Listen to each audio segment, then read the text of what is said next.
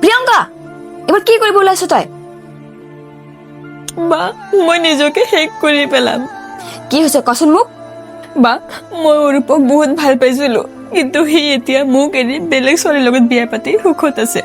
মই তাক এৰি জীয়াই থাকিব নোৱাৰো, মই নিজকে শেষ কৰি পেলাম। তোৰ লাজ লগা নাই এইবোৰ কব?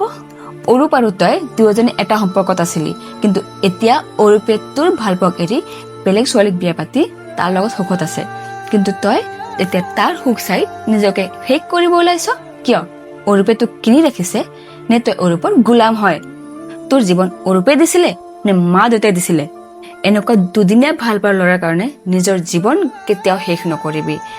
যদি সি তোৰ ভাল পোৱাক মূল্য দিব নোৱাৰে, তেন্তে তই তাৰ কাৰণে নিজৰ জীৱন কিয় শেষ কৰিবি? এটা জীৱন পাবলৈ বহুত ভাগ্য লাগে।